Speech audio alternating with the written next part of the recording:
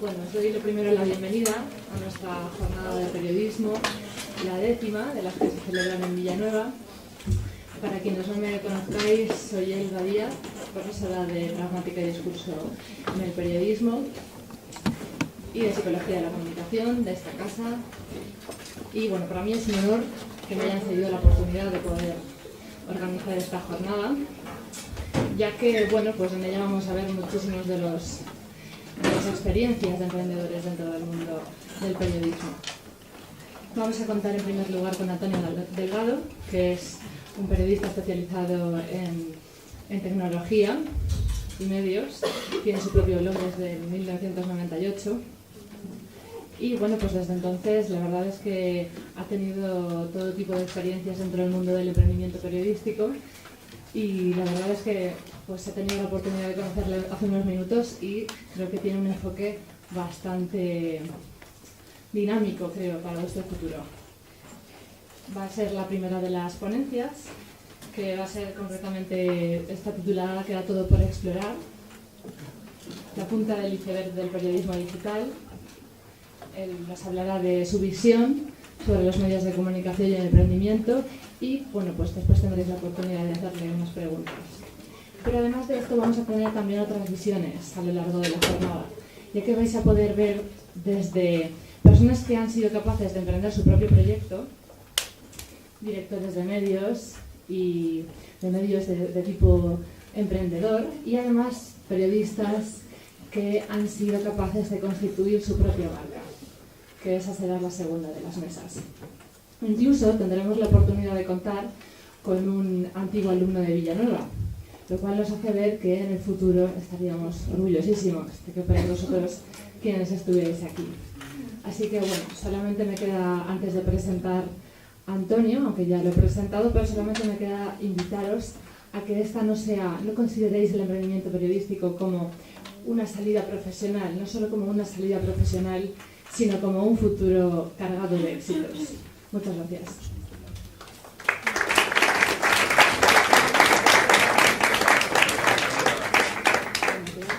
Buenos días. ¿Estáis bien? Sí. Bueno, gracias Elba por tu presentación y a la universidad por la invitación a esta jornada.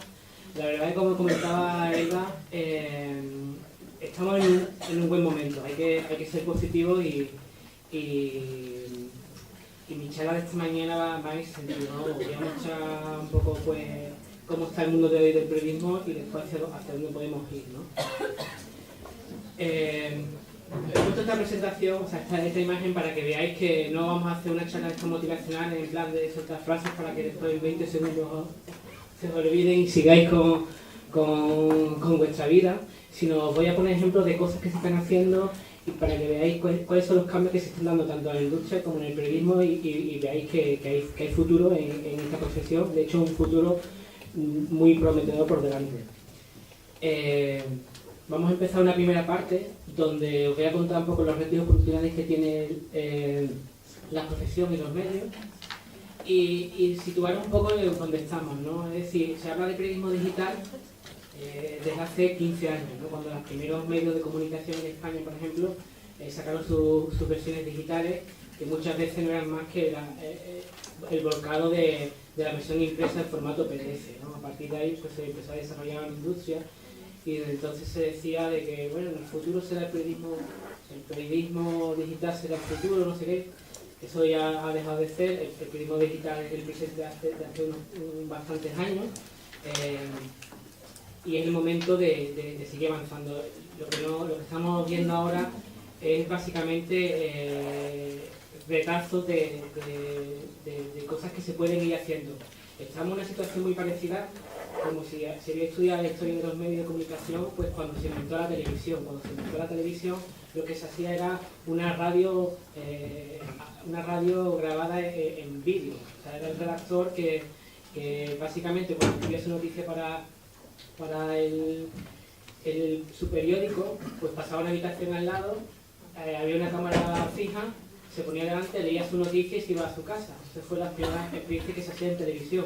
En internet, con los medios digitales, ha pasado mucho lo mismo, ¿no? Vemos que el periodismo que se hace para para Internet no deja de ser el mismo periodismo de siempre, en el sentido de pensar en los mismos ciclos de información, en la misma forma de hacer las noticias, pero cambiando el formato. Sin embargo, lo que voy a mostrar un poco aquí es que digamos que hay muchas más cosas que se pueden ir haciendo a lo largo de los próximos años, ¿no?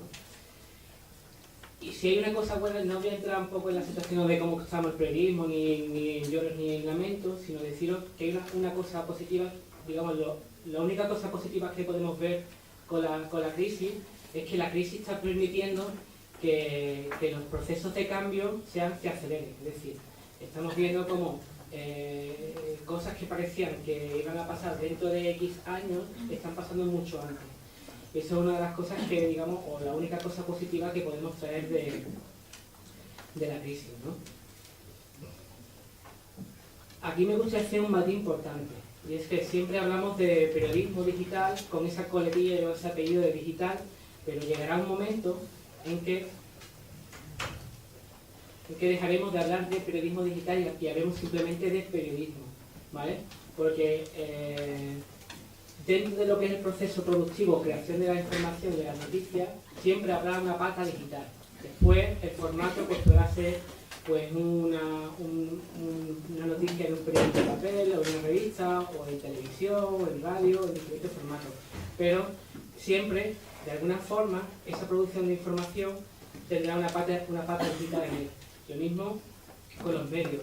Esas distinciones que hacemos, que ustedes se siguen haciendo entre medios tradicionales y medios nativos, es decir, medios tradicionales se habla pues aquellos medios que han sacado su versión, eran periódicos tradicionales o revistas y han sacado su versión para Internet, con respecto a aquellos medios nacidos directamente en Internet, ¿no? Esas distinciones entre tradicionales y nativos ya deja de hacerse y simplemente hablamos de medio independientemente de cuál fue su naturaleza de creación o de dónde viene, ¿no?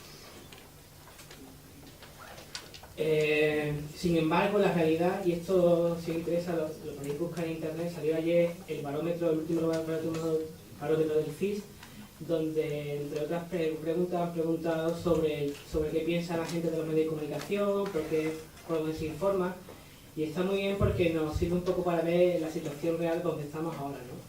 Y si podemos sacar un titular de ese barómetro con respecto a la información que preguntan a los medios, es que a pesar de todo, hoy en día nos seguimos informando y generando opinión principalmente por la televisión. Es verdad que, por ejemplo, en una de las encuestas venía que los medios digitales ya eran mucho más influyentes que los tradicionales en algunos aspectos, ¿no? Os recomiendo que si os interesa lo busquéis, le echéis un vistazo, porque marca muy bien cuál es la realidad de este cambio de consumo de información que se está produciendo. Ahí, por ejemplo, una de las cosas que estaba muy interesante es que preguntaban si la gente se informaba por redes sociales, por ejemplo, y era de lo que menos influencia tenía a la hora, por ejemplo, de generar opinión.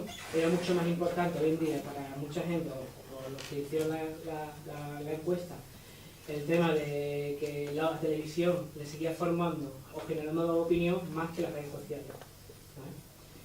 Pero esto no significa que esto vaya a seguir siendo así, sino que puede que a lo largo del tiempo vaya evolucionando y vayamos viendo cambios en este sentido. Lo que está claro es que la industria, lo que se conoce como la industria de medios, desde que vosotros entrasteis en la universidad a hoy en día, lo que es el día de hoy, ha cambiado. O sea, no tiene nada que ver. Si vosotros cuando entrasteis pensabais o seguís pensando que vuestra salida profesional es que os contrate el país, o trabajar en una televisión haciendo información, pues la mala noticia es que seguramente no. Seguramente trabajaréis en otro tipo de empresas y muchas de ellas las montaréis vosotros. Por eso es el momento de emprender y es el momento de reinventarlo. Os voy a poner unos cuantos ejemplos de cómo, hacia dónde vamos, de cómo serán los medios del futuro para que veáis qué cosas se están haciendo, ¿no? Pero lo que hay que tener en cuenta es que cuando se habla de crisis, la crisis que siempre hemos tenido con el tema de los medios, no es una crisis que tenga que ver con la profesión periodística, sino una crisis que tiene más que ver con el tipo de producto que estamos ofreciendo a la sociedad. Es decir, el consumo y la forma de consumir noticias ha cambiado, pero los periódicos o los medios tradicionales, por seguir poniéndose coletillas, siguen haciendo el mismo tipo de producto. Yo lo estaba comentando antes con Carmen, cuando ha llegado, que si miráis, por ejemplo, las portadas de los periódicos de hoy, o de España, o sobre todo en Reino Unido, con el tema de la muerte de Margaret Thatcher, veréis que son esas grandes portadas que son buscadas para la historia, ¿no? Que son unas fotografías pues, de hace 50 años, que sean muy impactantes, muy visuales, que marquen eso, ¿no? Que vistan. Pero, como información, es una noticia de ayer. A mí no me está aportando nada que me digan que Margaret Thatcher se ha muerto cuando todos lo hemos sabido casi en tiempo real. Entonces, a lo que decía, ¿no? Se sigue ofreciendo el mismo producto de siempre. Es verdad que también tiene su público, pero cada vez más minoritario ese tipo de noticias, ¿no? Aquí lo importante es tener, sobre todo, cambiar la perspectiva. ¿Cómo cambiamos la perspectiva? Pues hay que tener en cuenta que seguramente los medios del futuro, son lo que en unos años consideraremos medios de comunicación. Hoy en día, desde nuestra perspectiva, de lo que hoy vemos como son las empresas de medios, nos resultaría muy difícil verla como empresa de medios, no sé si me explico. Es decir, lo que en un futuro serán medios de comunicación, hoy en día no lo veríamos como empresa de medios de comunicación. ¿Vale? Entonces tenéis que cambiar ese chip, tenéis que pensar lo que os decía al principio con el tema de la televisión. Lo que vemos como, lo que al principio era lo que se hacía como televisión, no tiene nada que ver con la televisión de hoy, con lo mismo con las empresas de medios. Entonces hay muchas formas de hacer periodismo que van más allá de los modelos que hasta ahora estamos viendo. ¿Vale? Sin embargo, hay cosas que van a permanecer. Todos los que son los valores del periodismo permanecerán. Todos los que son los códigos deontológicos de la profesión, pues buscar la verdad, ser imparcial, etcétera. Los manuales de estilo de los grandes medios que marcan un poco cuál es la línea de esos periódicos, qué es lo que quieren, qué es lo que quieren conseguir, acercarse al ciudadano, buscar una voz diferente, denunciarse, un contrapoder, etc. Ese tipo de valores son los que siempre permanecerán independientemente de los formatos de las empresas y de la forma de hacer la información. Porque al final eso es lo que nos... la labor del periodista siempre es una labor de estar con el ciudadano, de mostrarle al ciudadano lo que está ocurriendo. Y eso siempre, a pesar de que cambie la forma de contarlo o la forma de trabajar para contarlo, eso siempre va a permanecer. ¿Vale? Vamos a un cambio de modelo, donde no vamos a sustituir un modelo de negocio, como estamos viendo ahora, hacia un modelo diferente, sino que habrá diferentes tipos de modelos de negocio.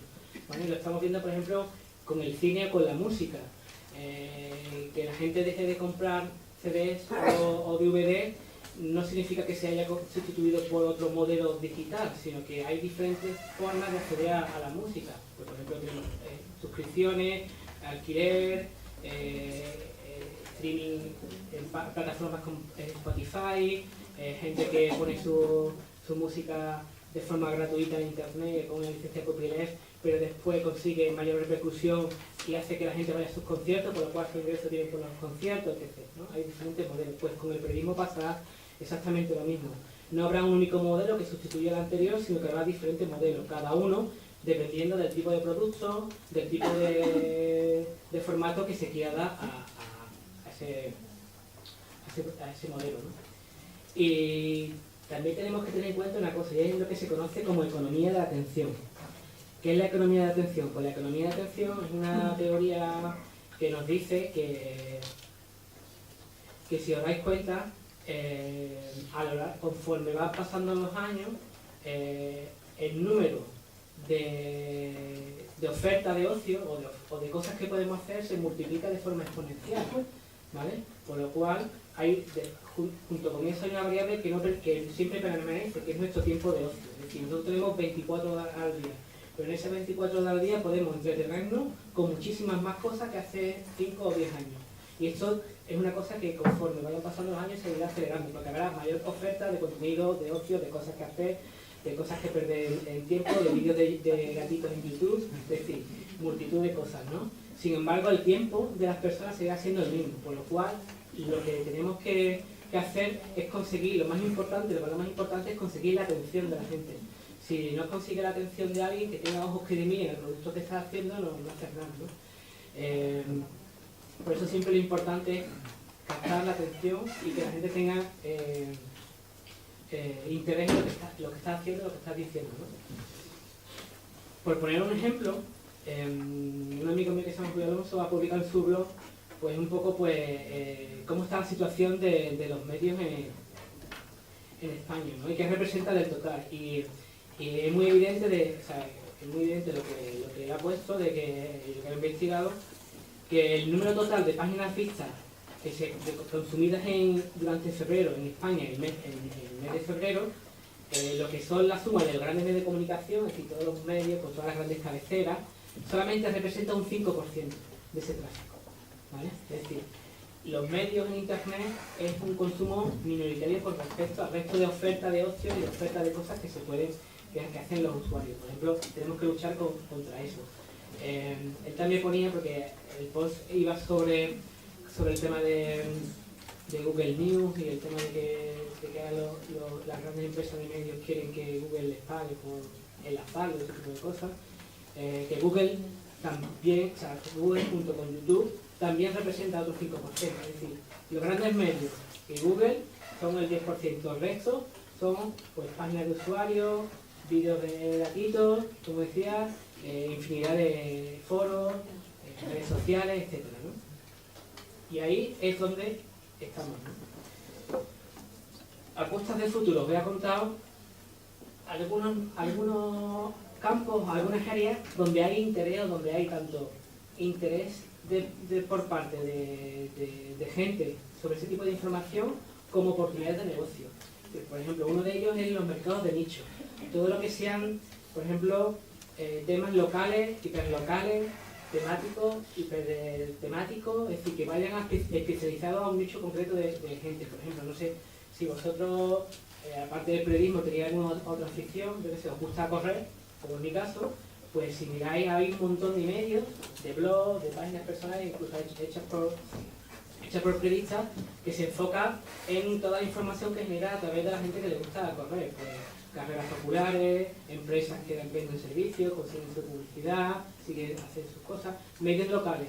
Aquí tenemos algunos ejemplos en Madrid, por ejemplo de Somos Malasaña y algunos medios más, de medios hiperlocales que están intentando hacer información muy de barrio y muy enfocada a las zonas de influencia más cercana de esas personas, ¿no?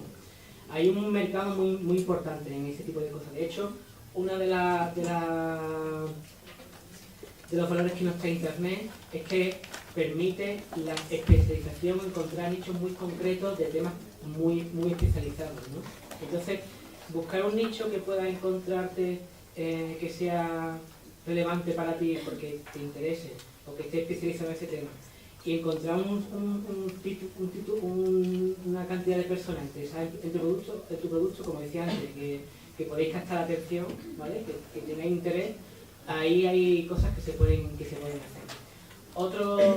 Otra área de apuesta es todo lo que tenga que ver con contexto y con agregación. Estamos en un mundo donde la información que se genera también crece de forma exponencial, por lo cual el lector está muy despistado, no sabe hacia dónde ir.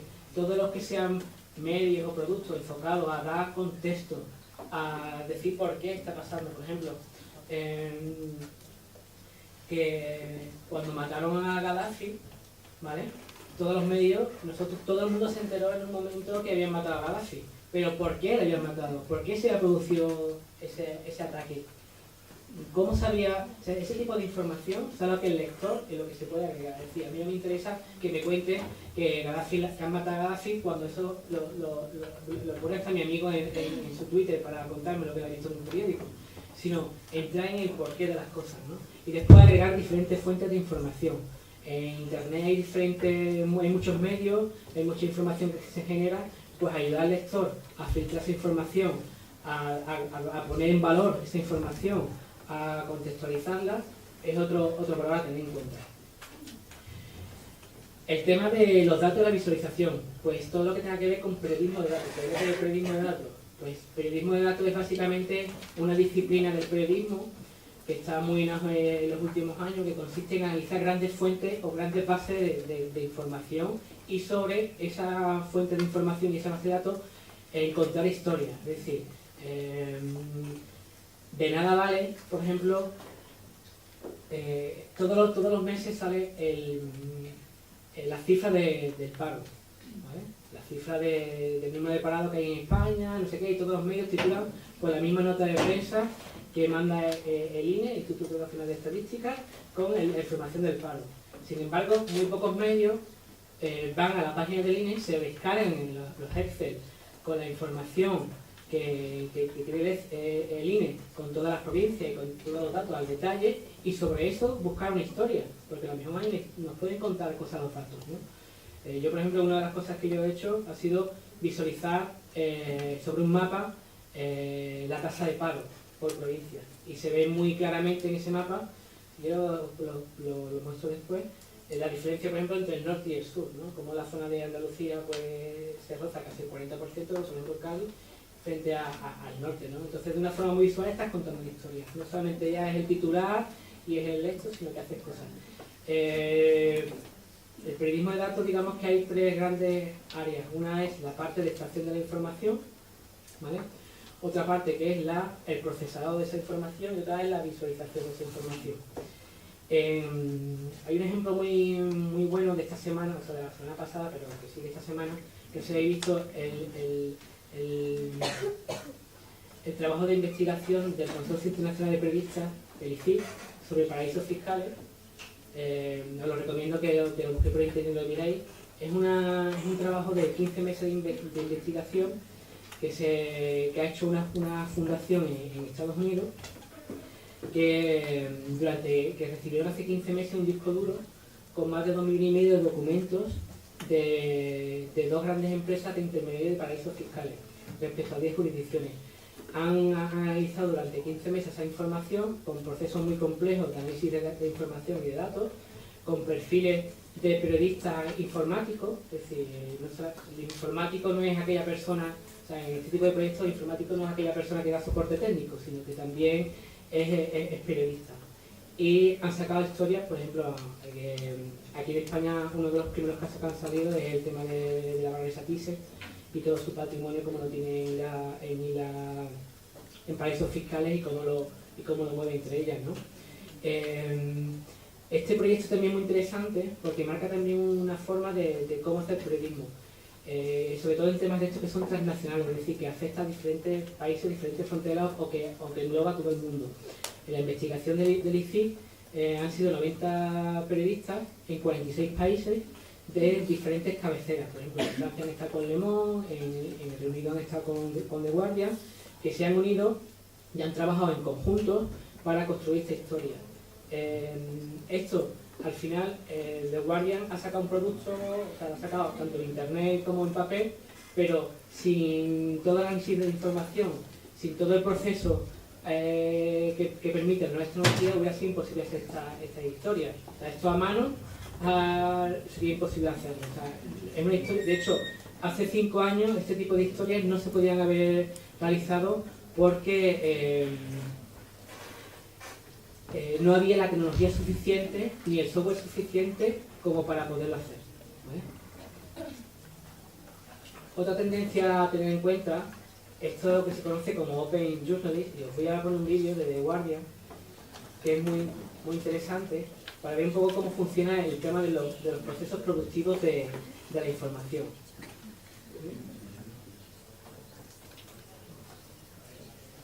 A ver si nos deja el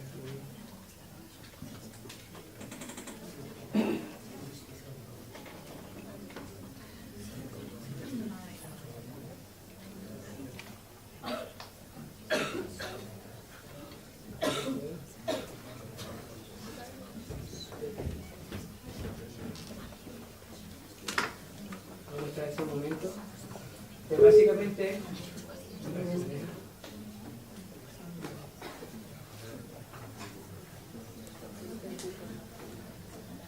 básicamente es un vídeo de publicidad, o sea, un anuncio publicitario que hizo The Guardian cuando hizo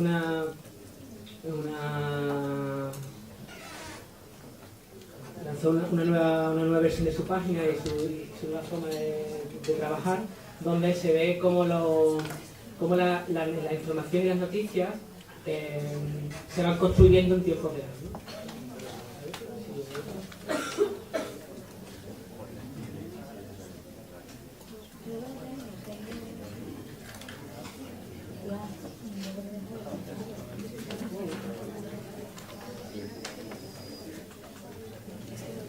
Ya parece que funciona.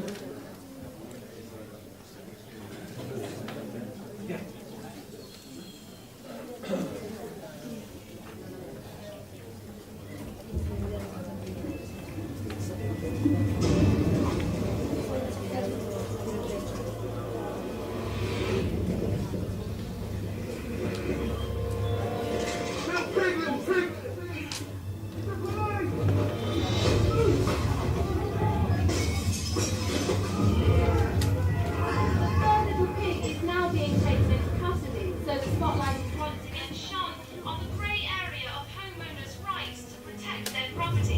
This isn't right. The 3 little kids are the victims.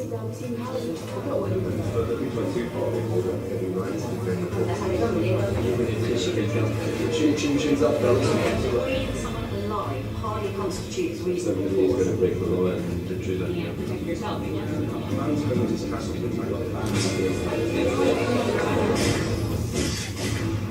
Someone tried to blow my house down, I'd do the same. I knew the wolf. There's no way he could have blown down those houses. He had asthma. The wolf had asthma. So what's the truth about the pig's houses being blown down? Inside job. There's no reason why those two houses, one made from straw, the other from wood, should have collapsed. Not even a healthy wolf's huff and puff could bring them down. The 3 little pigs have confessed to conspiring to commit insurance fraud, framing the wolf in an attempt to cover their tracks. Their motive was financial, as they struggled to keep up with their mortgage repayments. Guilty. Those guys will be I'm friend of my payments too. I just How has it happened? lost everything.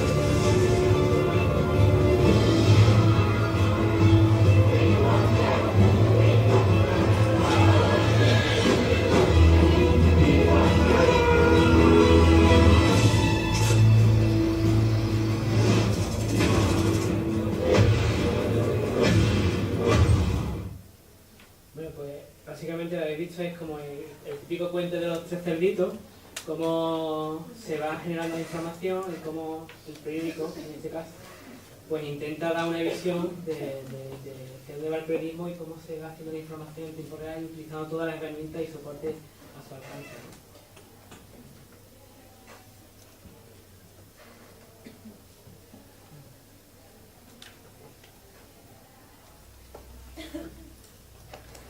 Por tanto, tres aspectos a tener en cuenta. Uno, el tema de la participación abierta, es decir, como habéis visto ese vídeo, el tema de permitir que los lectores puedan ayudarte, no solamente a comentar, o sea, no solamente dejarle que comente noticias, como se hace hoy en día, sino que forme parte activa de este proceso de creación de la información, ¿no? Que cuente, que tengan en cuenta su voz, que no sea solamente que esté en un púlpito y estés contando lo que hay, sino que tengan en cuenta muchas veces eso. El problema es que hoy en día se hace mal. Hoy en día contar con la participación abierta es que le digan a un redactor ¿qué están diciendo en Twitter sobre esto? ¿No? Y se haga la típica pieza de en Twitter arde por cualquier tontería, ¿no? Eso no es participación abierta, ¿vale? Tampoco participación abierta deja comentar las noticias. Va más allá que eso, es permitir que el lector pues, sea parte activa del proceso de creación de la información, ¿vale? La colaboración abierta, pues lo mismo, en el tema, en lo que estaba comentando, en la investigación del ICI, el permitir colaborar con diferentes periodistas en diferentes regiones, en diferentes partes del mundo, que no son competencias entre ellos. Por ejemplo, en la investigación del ICI, lo que The Guardian estaba haciendo en el Reino Unido, con lo que estaba haciendo Le Monde en Francia, pues eran complementarios, no eran competencias entre ellos, pero cada uno de hecho estaba haciendo su historia para su país y después enlazaban a las de la que habían hecho en otros países pues para dar contexto a la historia en global, ¿no? Y después otro tema importante es el tema de la distribución abierta, pues desde el uso de licencias copyleft que permitas, por ejemplo, distribuir tu obra tu trabajo. En la jornada de hoy hay algunos ejemplos de los que van a venir que utilizan este tipo de licencias pues para permitir que la gente pueda distribuir su trabajo, y va un poco en la línea de lo que comentaba antes de la economía de la atención. Si a mí lo que me interesa es que la mayor cantidad de gente se interese por mi trabajo, si encima le pongo barreras para que no me conozcan, para que accedan a mi información, lo que conseguiré es que sea irrelevante, que me vuelva relevante. Por lo cual es muy importante el tema de utilizar mecanismos de distribución abierta para que la información que yo produzca se llegue al máximo número de personas posible. Y buscar nuevas fórmulas de negocio, ¿no? Os voy a poner algunos ejemplos de cosas que se están haciendo. Por ejemplo, en cooperativas, en España tenemos el tema, o sea, las cooperativas son, por ejemplo, grupos de periodistas que se juntan y cada uno es trabajador y socio, ¿no? de este producto. Por ejemplo, en España tenemos a la Marea, que se han constituido como cooperativa. La semana pasada salió en Cádiz otro medio de comunicación que se llama El Independiente, que también funciona en régimen de cooperativa. De hecho, este caso es muy curioso porque tampoco no tienen un director, o sea, no hay un director del medio, sino que hay un consenso que hace todo de forma asamblearia y son los propios redactores los que deciden los temas y los que tienen en cuenta, pues, digamos, la opinión de la línea editorial del medio.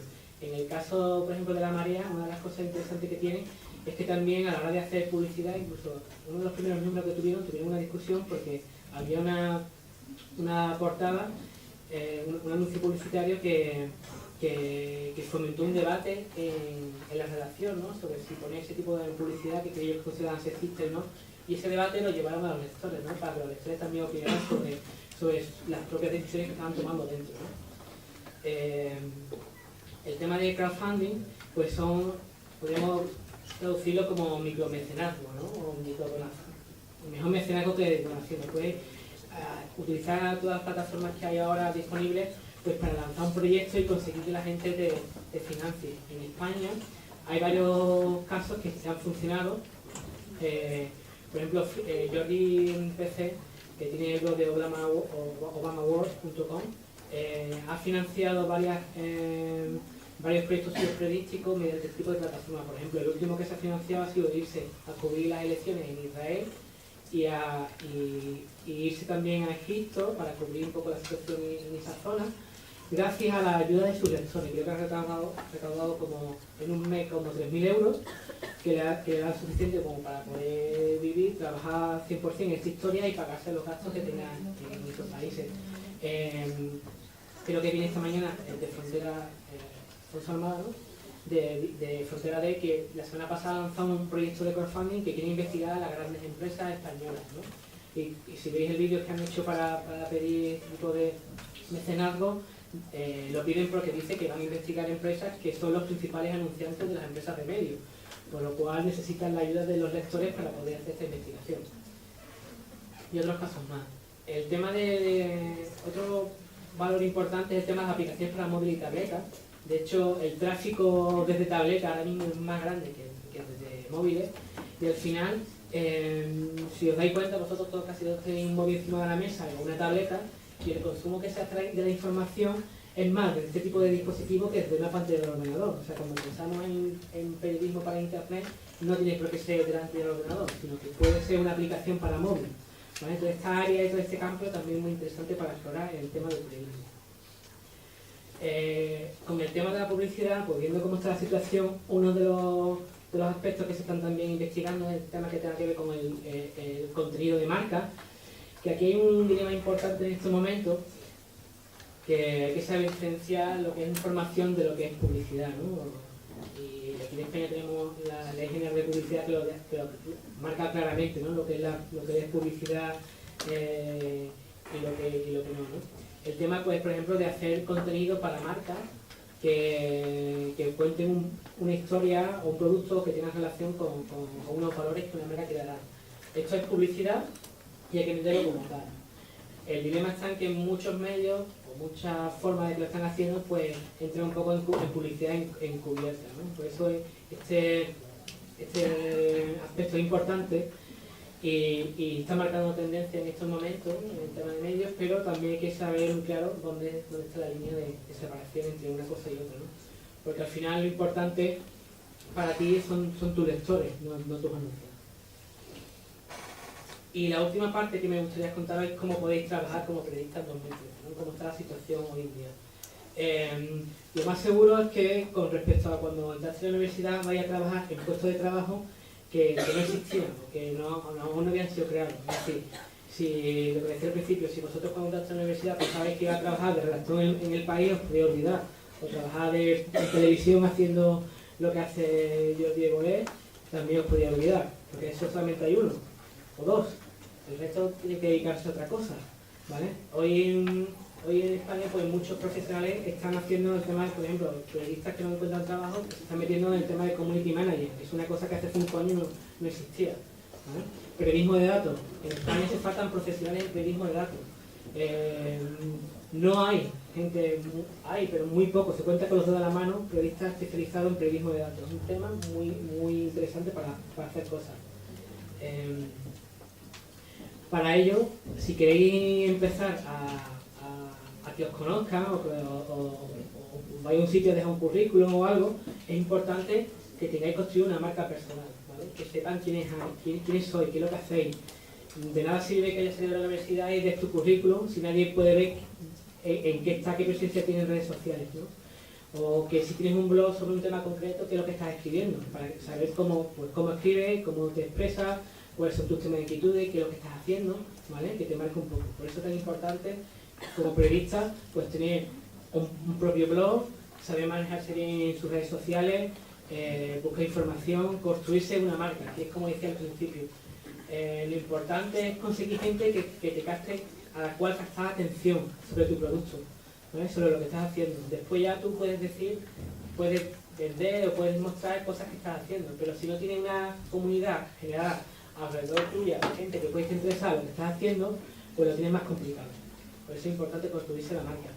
Construirse una marca, hay una cosa muy importante que es la credibilidad. Esto nos afecta tanto a los periodistas como personas individuales, como a las propias cabeceras, ¿no? Si pensáis qué credibilidad tenía El País en el número 1, por poner el ejemplo del País. Pues El País cuando se lanzó en el número 1, la credibilidad era 0, ¿vale? La credibilidad, ¿cómo se la ganaron? Pues a lo largo de los años, haciendo información y día a día. La credibilidad es una cosa que se va construyendo de forma muy lenta y a lo largo del tiempo, pero que también se pierde en un minuto, ¿vale? ¿Qué le ha pasado al país con todo el tema del ERE? Pues que han perdido la credibilidad. ¿Por qué? Porque no han tenido una crisis, no lo han gestionado bien. ¿Qué le ha pasado al país con el tema de las fotografías que publicaron de Hugo Chávez? Pues que perdieron credibilidad, ¿vale? Entonces tenéis que ver que lo mismo que les pasa a las empresas de medios, también a nosotros como periodistas nos tienen que nos vale. Y para esto lo importante es el tema de ser honesto y directo, ¿vale? Si fijáis, vosotros si seguís, yo no lo recomiendo, pero si seguís a políticos en Twitter, veréis que utilizan un lenguaje muy falso, o sea, es como si fuera de cartón piedra, es decir, una forma de comunicación que no es la forma en que la gente tiene que relacionarse. Hay un caso concreto, por ejemplo, con un famoso, Fernando Alonso, no sé si lo sigue en Twitter. Fernando Alonso hasta hace un año tenía un community manager, decía alguien que le llevaba la cuenta de Twitter, que era una cuenta como muy corporativa, ¿sabes? Ha ganado, ha venido, esta foto con la copa, no sé qué. Desde hace un año ha empezado a llevar su Twitter de forma personal y subiendo como si fuera un usuario normal, un poco controlando su tema de privacidad, pero siendo de una forma más directa, más honesta y comunicando de forma más llana con sus aficionados, ¿no? Con sus fans. ¿Qué ha conseguido? Pues que en un año, según una empresa de consultoría de marca personal, la credibilidad y la relevancia de Fernando Alonso con respecto a hace un año ha subido un entero. Es decir, la gente la respeta mucho más que hace un año. ¿Por qué? Por la forma que tiene de utilizar las redes sociales. Vosotros lo mismo. Nunca hagáis de político, sino tenéis que jugar con otras cosas. Lo que os comentaba, generar comunidad y también controlar el autobombo. Es decir, es importante que a la hora de estar en redes sociales, de utilizar las redes sociales, no estar todo el día hablando de vosotros. De hecho, hablar de vosotros tenéis que ser lo más minoritario. Es decir, en un sitio donde estés todo el día contando todas las cosas que estás haciendo, eso no le interesa a nadie. Lo importante es que si tú, por ejemplo, lo que decía, te estás especializando en un área concreta, decía, temas de deporte o de tecnología, pues que combine la información que tú estás haciendo, que estás generando, con otra información que sea de interés para la gente que también está interesada en el tema sobre el que estás hablando, ¿vale? A nadie le gusta tener un amigo pesado que está contando siempre lo que está haciendo, pues lo mismo con esto, ¿no? Y tenéis que tener en cuenta que, y es un debate interesante para el resto de la jornada, es sobre si ser freelance, es decir, lo que es un falso autónomo, trabajar para un tercero, es emprender o no, ¿vale? Porque muchas veces lo que está pasando con el tema del periodismo, y sobre todo con el periodismo freelance, que al final no deja de ser un valor muy barato para los medios, tener a alguien desde fuera que le vayan contratando temas por un precio muy bajo y sacárselo de su plantilla, ¿no? Para mí eso no es emprender, es un falso autónomo. Emprender es otra cosa, es más lo que está comentando al principio, ¿vale? Lo que tenéis que tener en claro es que vosotros estáis terminando la universidad, pero esto no acaba aquí, esto acaba de empezar. Esa es la noticia. Estamos en un mundo donde la formación será continua. De hecho, hay cosas que podéis seguir haciendo. La primera es seguir aprendiendo idiomas. O sea, si no sabéis hablar inglés o francés o otro idioma, es importantísimo saber inglés. Eso es fundamental. Si sabéis un segundo idioma, ya eso es para nota. Pero también vale. ¿Por qué? Porque si queréis trabajar en una investigación como la del ICI, si no sabes inglés, no haces nada, ¿vale? Y especialización, lo que decía, buscar nichos, temas concretos, pues tanto en áreas concretas de especialización, periodismo de datos. Por poner un ejemplo, en Estados Unidos desde hace 2 años hay una tendencia que se llama Drone Journalist, que se han empezado a dar a la Universidad de Nebraska y otra más, el tema de, no sé si habéis visto estos helicópteros que son teledirigidos, que permiten grabar desde el aire, ¿vale? Esto es un área que se utiliza pues, para grabar eventos y tal, pero que se está aplicando al periodismo. Pues, por ejemplo, en una manifestación, con un par de aparatos de estos, eres capaz de hacer una visión, una perspectiva sobre la manifestación y sacar una historia, ¿vale? Esta forma de contar las noticias hace 2 años no existía. Ahora tenemos hasta cursos que hablan sobre esto. Por eso es tan importante seguir formándose y el seguir avanzando en esto. Es decir, al final, lo que está claro es que está todo por hacer. Tenéis oportunidades como nunca la ha habido en la historia del periodismo, porque antes si querías ser periodista en montón medios, tenías que depender de que alguien te contratara, o si querías montar un medio, tenías una gran inversión industrial para montar una empresa de estas características. Hoy en día, con buena iniciativa, con buena formación y con ganas y ser valiente, todo el mundo lo hace. O sea que muchas gracias.